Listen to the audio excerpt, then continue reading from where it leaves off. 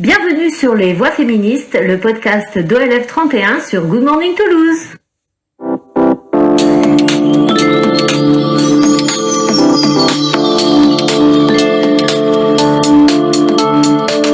Les Voix féministes, les Voix féministes, les Voix féministes.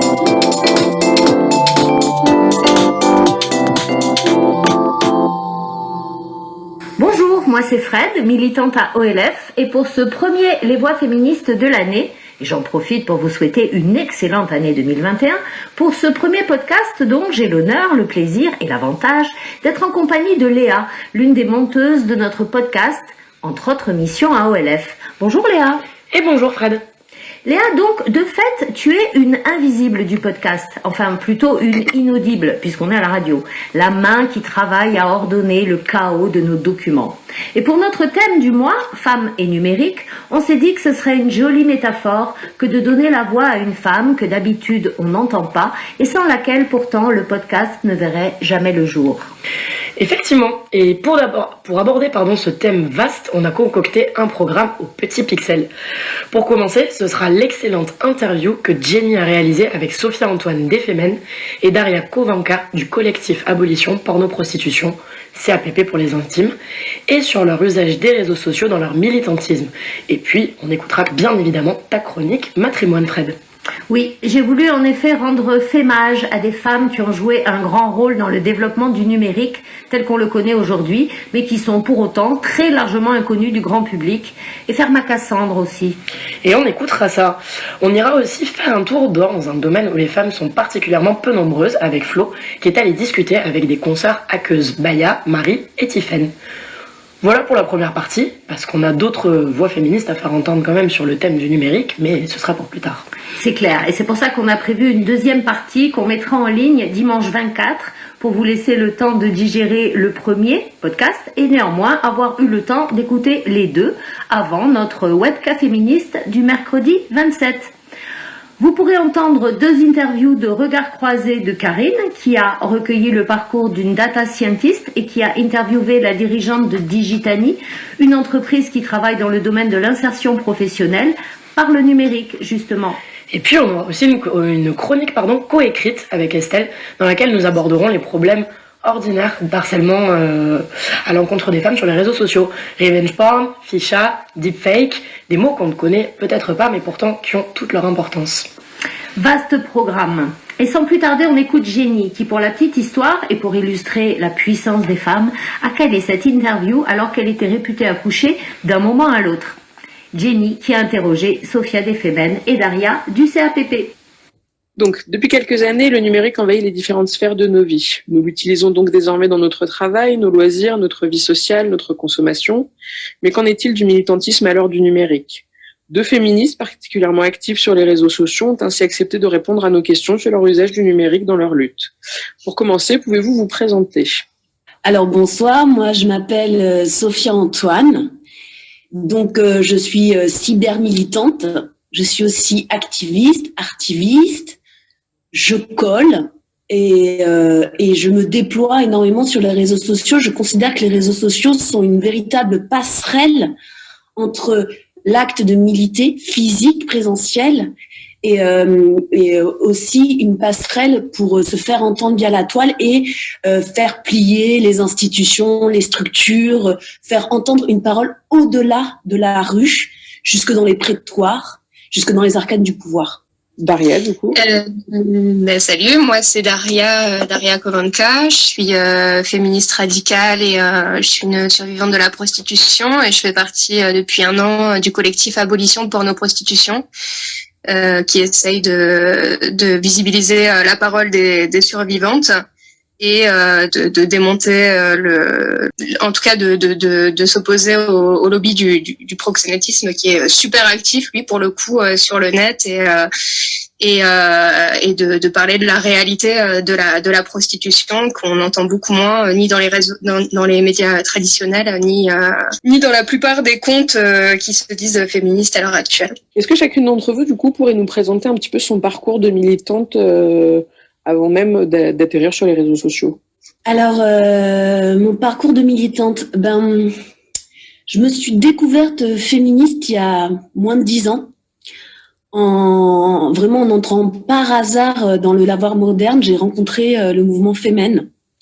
Et c'est un mouvement en fait qui m'a tout de suite plu, pas par son activité sur les réseaux dans un premier temps, mais surtout parce que c'était un endroit de protestation qui me convenait tout à fait. C'était tout à fait facile pour moi d'aller dans la peau d'une activiste féminine et de pouvoir interférer dans la rue, dans des conférences de presse, auprès de dirigeants politiques, d'interférer en faisant entendre un message via mon corps. C'est pour ça que j'ai rejoint ce mouvement. Et petit à petit, en collaborant avec Femen, je me suis aperçue de la portée réelle, parce qu'elle est réelle, des réseaux sociaux. Et c'est en prenant la main sur les comptes Femen, en développant mon compte et surtout grâce à la campagne qu'on a menée auprès de Jacqueline Sauvage, que j'ai réalisé que ça pouvait faire levier de façon extrêmement efficace auprès, bien sûr, des institutions politiques et des médias, mais pas que. Ça permet aussi de démocratiser un discours et d'expliciter nos luttes, de mieux transmettre nos motivations. Parce que bien souvent, en fait, il y a une incompréhension. Et via les réseaux, je trouve que c'est un usage, j'en fais un usage extrêmement didactique pour pouvoir être plus dans l'explication et plus dans la pédagogie. Du coup, Daria, est-ce que pareil, tu veux nous retracer un petit peu ton parcours de militante? Ouais, moi j'étais pas du tout féministe à la base, c'est pareil, j'ai eu un parcours de vie assez chaotique, donc j'étais dans la prostitution, dans la drogue, et puis j'en suis sortie en 2012 et petit à petit j'ai commencé à comprendre un petit peu mieux d'où je venais. Qui a vraiment marqué un tournant, c'est la rencontre avec Rosanne Ischer et d'autres survivantes de la prostitution. En les écoutant parler de leur vécu, ça m'a vraiment fait un déclic. Et petit à petit, voilà, j'ai fait ces rencontres et je me suis rendu compte que malgré la diversité de nos parcours, il y avait vraiment un schéma qui se répétait. Et qui est j'ai commencé à découvrir un petit peu l'ampleur du patriarcat et de l'impact que ça avait eu dans ma vie, et à déconstruire les discours que je me racontais pour justifier ce que j'avais vécu et le minimiser. Et du coup, c'est comme ça que j'ai découvert le féminisme déjà à travers l'abolitionnisme et puis à détricoter petit à petit et plus j'ai compris à quel point le monde dans lequel on vivait était malade et faisait du mal aux femmes, plus la colère s'est réveillée. Et donc jusqu'en 2016, j'ai milité pour la loi abolitionniste et j'ai milité en étant pas mal assez déconnectée des réseaux sociaux et je témoignais anonymement pour les médias traditionnels, la radio, la télé, etc. Et je me suis rendu compte que, mon discours n'était jamais restitué fidèlement, qu'il était toujours mis en parallèle avec, on gardait. Quand je voyais le reportage final, il y avait 3 minutes. Ils avaient condensé 3 minutes de ce que je voulais dire, et puis en parallèle, il y avait pendant une demi-heure une femme qui se présentait comme une travailleuse du sexe et qui expliquait à quel point ce métier était génial. Donc au bout d'un moment, ça a été vraiment trop violent, donc j'ai complètement lâché l'affaire et j'ai pris du recul pour me reconstruire aussi. Et c'est vraiment l'année dernière que je suis revenue un petit peu dans le milieu militant et que j'étais complètement sidérée de voir comment le féminisme avait été gangréné par les idéologies néolibérales qui font la promotion à mort du porno, de la prostitution, etc. Et la violence. Enfin voilà, ça a vraiment dégénéré. Et, en fait, je me suis fait agresser pendant la manif du 8 mars. Et c'est là que j'ai décidé de rejoindre le CAP et de parler directement de mon expérience, de mon parcours pour que cette vérité elle soit dite et entendue, quoi. Et du coup, est-ce que l'une comme l'autre, vous pourriez nous présenter un petit peu les réseaux que vous utilisez, et surtout si vous connaissez un petit peu la communauté qui vous suit, ou en tout cas les profils, oui, qui vous suivent sur chaque réseau ou sur l'ensemble de ces réseaux? Alors, moi, j'utilise Facebook, Instagram et Twitter. C'est vraiment à chaque fois une façon différente d'agir. Par exemple, via Facebook, j'ai vraiment construit une communauté qui me ressemble. J'ai énormément filtré. Donc, ma communauté Facebook, c'est vraiment des endroits de test, des endroits d'échange. Même si les personnes ne sont pas d'accord avec moi, ça m'intéresse justement. J'ai plein de profils différents, d'avoir d'autres points de vue. Pour moi, c'est nécessaire pour pouvoir grandir, avancer, me conforter aussi dans mes postures. C'est nécessaire. Donc, j'adore cette communauté parce qu'elle me renvoie énormément de sororité et on peut vraiment dialoguer. Normalement, après, il y a toujours des petits couacs, mais normalement, voilà, ça se passe comme ça. Et après avoir développé mon compte Facebook, j'ai construit un compte Twitter et Instagram où là, par contre, je filtre pas parce que c'est d'autres processus, puisqu'Instagram, on se fait suivre, donc on choisit pas forcément sa communauté. Et c'est pareil pour Twitter. Et donc, bien souvent, je poste en premier sur Facebook, je teste, j'affine mes posts, je les revois à la lumière de ce qu'on peut me renvoyer. Et ensuite, je poste confortée, plus puissante sur Instagram et sur Twitter. C'est aussi des communautés différentes parce que c'est pas les mêmes générations, donc il y a pas les mêmes perceptions. Et voilà, donc moi je fonctionne vraiment comme ça. Je dois dire aussi que j'utilise les réseaux sociaux à d'autres fins. J'utilise les réseaux sociaux via Twitter de façon complètement dissimulée, puisque depuis 2 ans, j'ai des victimes de violences, donc sexistes et sexuelles, de maltraitance, de violences conjugales, qui m'approchent via ma communauté Facebook. Et ensemble, on leur crée un compte Twitter. Je leur crée un compte Twitter. Et ensuite, on discute d'un tweet qu'elles ont envie de mettre en place pour dénoncer leur situation. C'est souvent des dysfonctionnements juridiques et policiers. Et je prends la main sur leur compte et je tweete. J'ai fait ça pour de nombreuses victimes où il y a eu des millions de vues, ce qui a permis en fait de faire levier par rapport aux médias et peut-être, et je pense qu'elles ont eu aussi, que ces tweets-là ont eu tout à fait leur place dans le Grenelle qui a été mis en place, puisque toutes les victimes qui ont tweeté, finalement c'est moi qui ai tweeté à leur place, bon bref, je vous passe les détails, mais en tout cas, c'est grâce à ces tweets, en fait, elles ont été invitées au Grenelle et ces tweets-là ont été repris dans énormément de médias. Donc voilà, donc ça m'a permis de réouvrir les dossiers via Twitter. J'ai envie de dire de sauver des vies parce que je leur ai tendu la main, je leur ai redonné une confiance. Elles se sont réappropriées une parole et aujourd'hui, c'est des femmes en fait qui l'ouvrent sur les plateaux télé, qui l'ouvrent dans les médias et qui se font entendre. Donc je suis très fière aussi de cette activité un peu secrète via Twitter. Du coup, toi, de ton côté, Daria, est-ce que pareil, tu as un usage assez similaire ou complètement différent des réseaux? Et est-ce que tu connais un petit peu la communauté qui te suit ou qui vous suit sur le collectif? Alors, c'est des profils assez variés. Donc, moi, je suis pas la plus active pour gérer les réseaux sociaux parce qu'il y a vraiment des moments où j'ai besoin de déconnecter, où je peux pas affronter tout le déferlement de haine et de bêtises qu'on trouve souvent sur les réseaux. Mais bon, voilà, j'ai mon compte perso, mais aussi je poste aussi du contenu sur les différents réseaux sur lesquels on est. Et au niveau des personnes qui nous suivent, donc il y a surtout des femmes. Alors au début du collectif, c'était surtout des féministes abolitionnistes convaincues, etc. Et de plus en plus, en fait, notre utilisation des réseaux, elle vise vraiment à visibiliser la parole des survivantes et la pensée abolitionniste, à faire de la vulgarisation,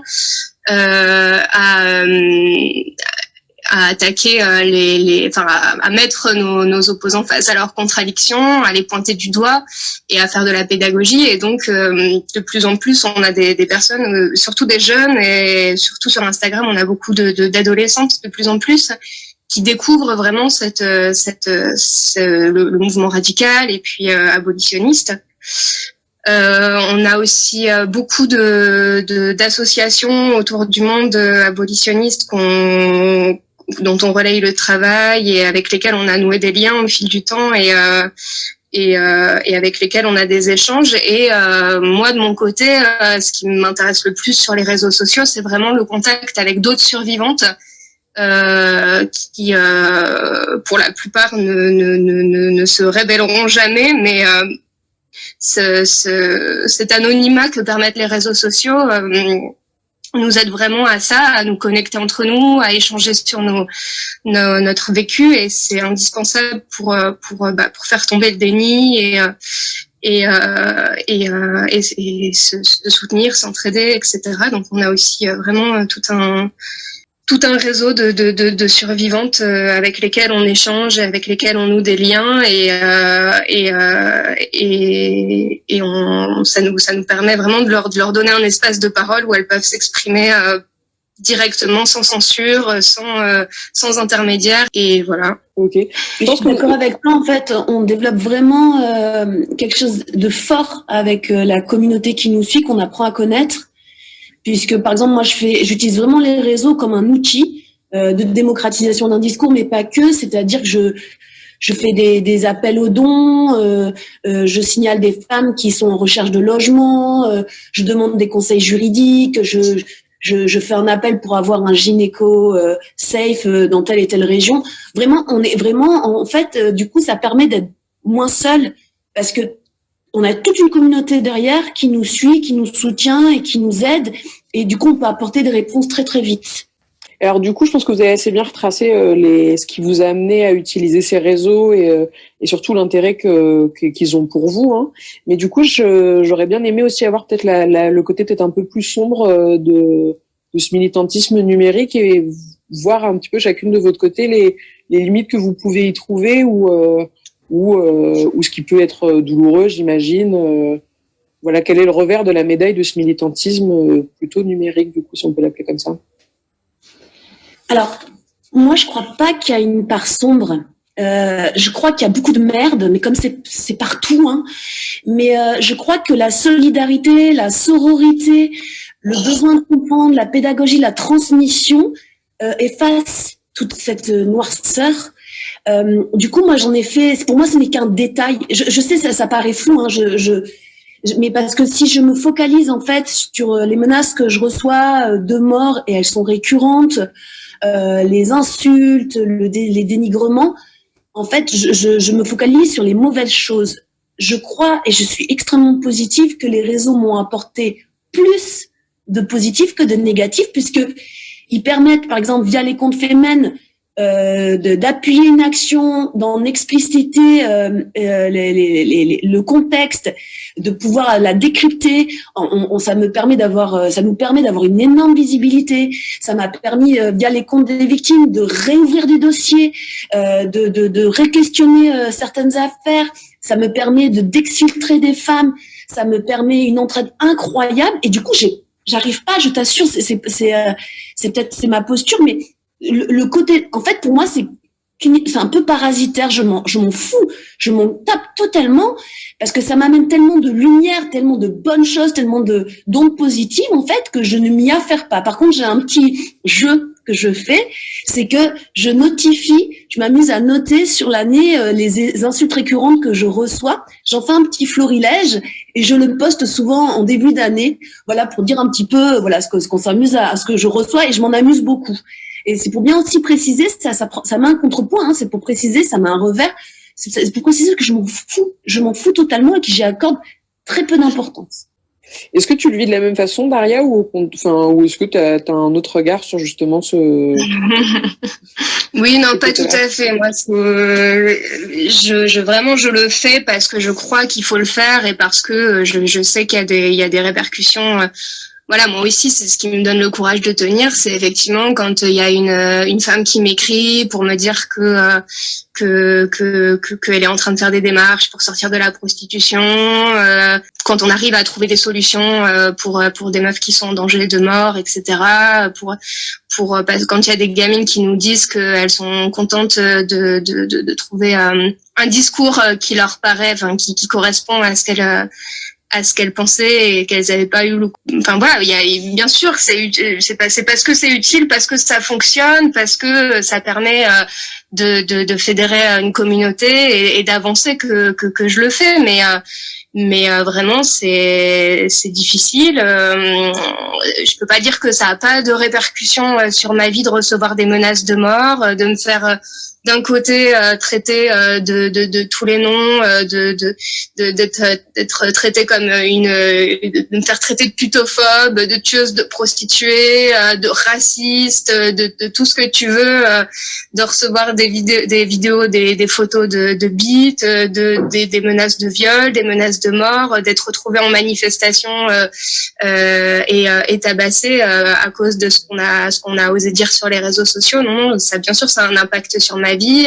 Bien sûr que c'est difficile parce que il faut affronter voilà toutes les horreurs. Il faut suivre ce que disent cette promotion permanente du porno, de la prostitution, qui sont voilà des tortures que j'ai vécues pendant des années. C'est il y a des jours où j'ai pas le moral quoi. Mais voilà, on le fait parce que c'est important, mais non, je dirais pas que ça efface toute la violence de ce qu'on doit affronter. Et je le fais aussi pour que ce soit moins lourd pour des femmes comme Rosanne, pour éviter à d'autres survivantes qui sont plus fragiles, mais qui vivent ces discours qu'on entend en permanence de façon hyper violente.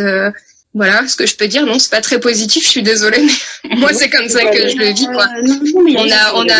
On a une amie du collectif qui s'est retrouvée encore récemment après avoir soutenu Mila sous protection policière. Enfin non, c'est difficile, c'est difficile.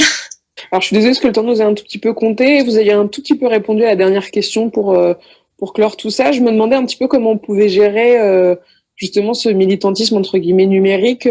Au sens où dans mon imaginaire, le militantisme, c'est essentiellement quelque chose de groupe, de solidarité, qui a une forme, dans le féminisme, de sororité.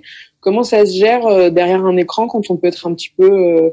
est-ce qu'on le vit pas de façon un petit peu seule ou quels sont vos outils, justement, vous, pour que ça reste... vous y avez répondu en partie, hein, mais pour que ça reste une démarche de groupe, solidaire et surtout qui nous isole pas. On est tellement fortes tout ensemble...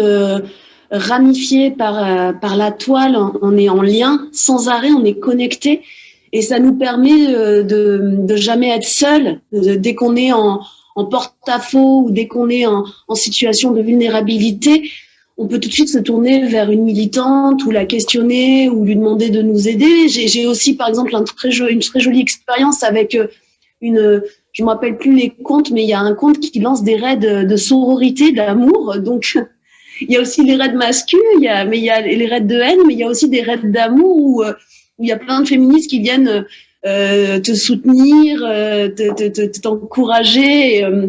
Et voilà, c'est comme ça qu'on arrive à tenir. Et on arrive à tenir surtout parce qu'on connaît. C'est-à-dire qu'on ne fait pas que poster. On bat le pavé, on fait des actions, on se retrouve en chair et en os, on peut se serrer dans les bras, on se connaît. On s'apprivoise via les réseaux parfois et après on se rencontre dans la vraie vie lors de manifestations.